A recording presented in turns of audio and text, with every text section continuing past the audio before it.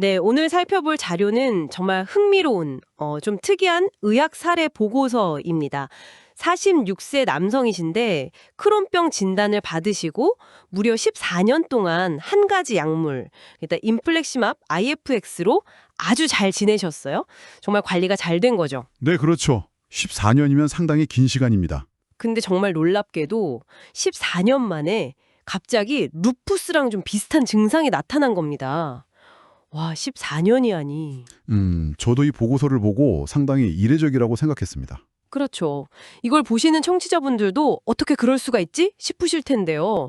이 예측하기 어려운 약물 부작용 사례를 통해서 우리가 장기 치료의 어떤 이면 같은 거, 또 주의점 이런 것들을 좀 깊이 들여다볼 필요가 있을 것 같습니다. 네, 맞습니다. 특히 주목할 만한 점인데요. 보통 이런 항 TNF-알파 억제제로 인한 약물 유발성 루푸스, DIL이라고 부르는데 이게 약투여를 시작하고 평균 한 1년, 정확히는 41주 정도에 생긴다고 알려져 있거든요. 근데 이 환자는 무려 14년 만에 발병했으니까요. 이게 왜 그랬는지, 또 인상적으로 어떤 의미가 있는지 좀 자세히 파헤쳐봐야 할 것 같습니다. 네, 그럼 그 환자분 이야기부터 좀 더 자세히 들어볼까요? 2010년에 크론병 진단을 받으셨고 그때부터 이제 인플렉시맙 치료를 시작하신 거죠. 네, 그리고 14년 동안 병이 잘 조전되는 상태, 그러니까 관해 상태를 잘 유지하셨어요. 중간에 뭐 항물루 수술 때문에 잠시 약을 쉬었다가 다시 쓰긴 했지만 그래도 14년이면 대단한데요? 그렇죠. 그런데 2023년 11월 이때부터 문제가 시작됩니다. 갑자기 햇빛에 좀 민감해지시면서 햇빛 노출된 부위에 발진이랑 홍반 같은 게 생기기 시작한 거예요. 아, 광과민성이군요. 네. 그리고 한 달 뒤쯤 2023년 12월에는 온몸 관절이 아프다. 특히 양손 두 번째 마디 통증을 호소하시고 또 굉장히 피곤하다. 전신 피로감을 느끼셨죠. 그래서 검사를 해보셨을 텐데요. 네. 혈액 검사를 했더니 역시나 그 자가 면역 질환의 신호일 수 있는 항핵 항체 ANA라고 하죠. 이게 양성으로 나왔습니다. 아, ANA 양성이면 일단 면역계에 뭔가 변화가 있다는 신호겠네요. 맞습니다. 면역 체계가 자기 몸을 공격할 때 나타날 수 있는 지표고요. 더 나아가서 루푸스랑 관련이 높은 특정 자가 항체들, 항 ssDNA나 항 dsDNA IgM 같은 항체들 수치도 눈에 띄게 올라가 있었어요. 아, 그럼 이런 증상이랑 검사 결과를 다 종합해서 아, 이게 오랫동안 썼던 인플렉시맙 때문일 수 있겠다. 약물 유발성 루푸스, 즉 DIL로 진단을 내리신 거군요. 네, 정확합니다. 사실 이 DIL 진단 기준이라는 게 아직 뭐 완전히 딱 통일된 건 아니긴 한데요. 그래도 보체스 등이 제안한 기준들이 있어요. 예를 들면 특정 약물에 노출되었는가, 루푸스 같은 증상이 생겼는가, 약 쓰기 전에는 루푸스가 없었는가, 그리고 약을 끊으면 증상이 좋아질 것인가. 이 네 가지 기준에 이 환자분 상황이 딱 들어맞았던 거죠. 그래서 치료 방향을 바꾸셨군요. 네, 원인으로 생각되는 인플릭시맛, 이게 이제 TNF-알파 억제제인데 이걸 바로 중단했습니다. 그리고 작용 방식이 좀 다른, 주로 장에만 작용하는 약물인 베돌리주맙, VD로 교체를 했죠. 약을 바꾸고 나서 결과는 좀 어땠습니까? 궁금하네요. 결과는 아주 좋았습니다. 다행히. 약을 바꾼 지 2달 만에 ANA 수치가 정상으로 돌아왔고요. 석 달 정도 지나니까 관절 아프던 거랑 피부 문제도 눈에 띄게 좋아졌습니다. 지금은 재발 없이 베돌리주맙 치료를 잘 받고 계세요. 와, 정말 다행입니다. 근데 교수님, 이 약물 유발성 루푸스, DIL이라는 게 정확히 뭔가요?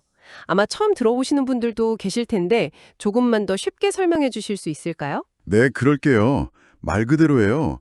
어떤 특정 약 때문에 우리 몸의 면역 체계가 약간 오작동을 일으켜서 자기 자신을 공격하는 겁니다. 그래서 전신 홍반성 루푸스, SLE랑 아주 비슷한 증상들이 나타나는 상태를 말해요. 근데 가장 중요한 특징은 그 원인이 된 약을 끊으면 대부분 증상이 좋아진다는 점입니다.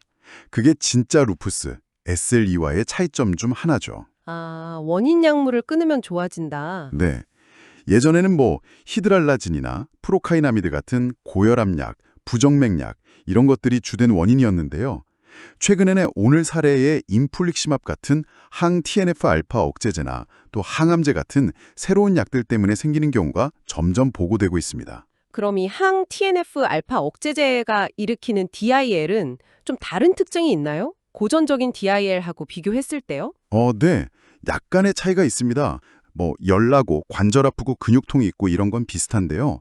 항 TNF-알파 때문에 생긴 DIL은 피부 발진이 조금 더 흔하게 나타나는 경향이 있고요.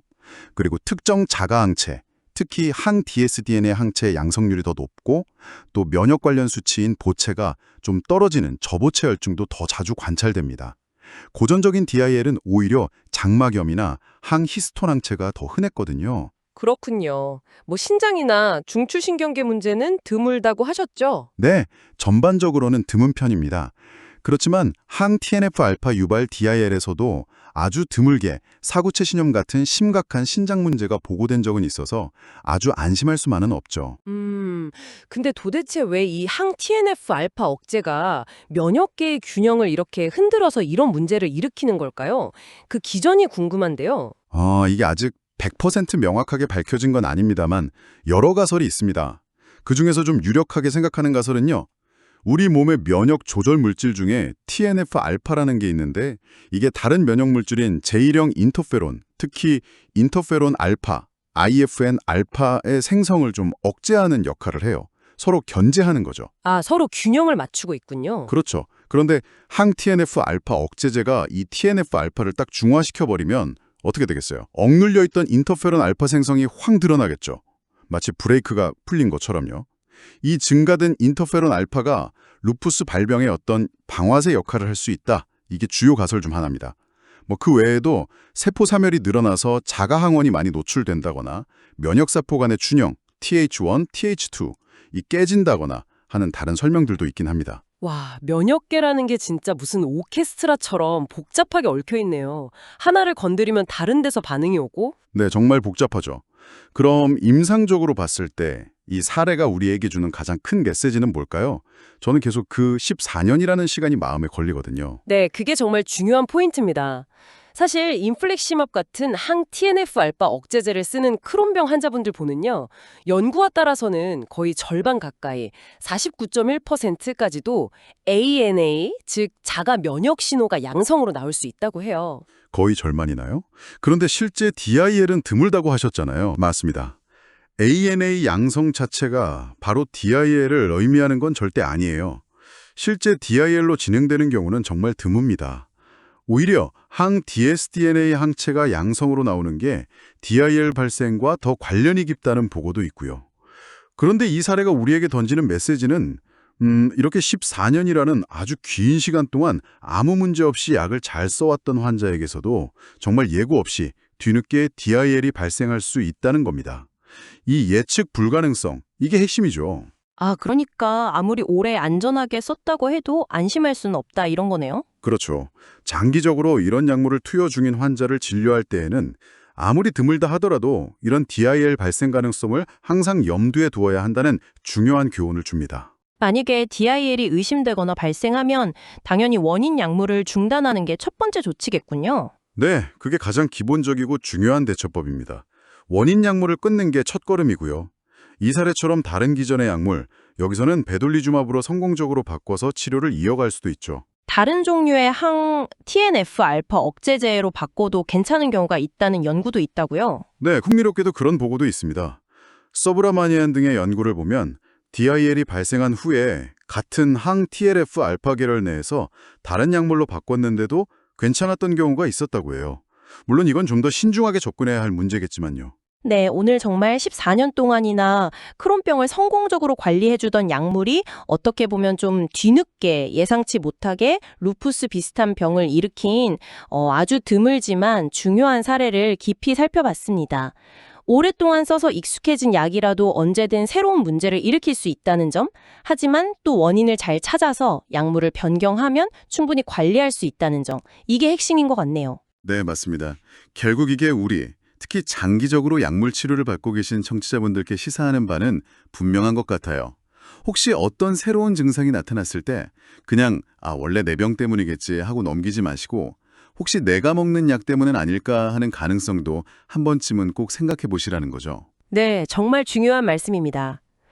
이 사례는 특히 장기 약물 사용의 안전성에 대해서 우리가 다시 한번 진지하게 고민하게 만드는 것 같아요. 그러면서 여기서 한 가지 더 질문을 던져볼 수 있겠네요. 뭐냐면 어떤 약을 아주 오랫동안, 예를 들어 10년, 15년 이렇게 아무 문제 없이 잘 사용했다면 그 약 때문에 생길 수 있는 새로운 부작용의 위험은 시간이 흐르면서 점점 줄어든다고 봐야 할까요? 아니면 이 사례처럼 그 위험은 시간이 얼마나 지나든 상관없이 예측 불가능하게 계속 남아있는 걸까요? 이 질문에 대한 명확한 답을 찾으려면 앞으로 더 많은 연구와 데이터가 쌓여야 할 것 같습니다. 여러분도 한번 이 질문에 대해 곰곰이 생각해 보시면 좋겠습니다.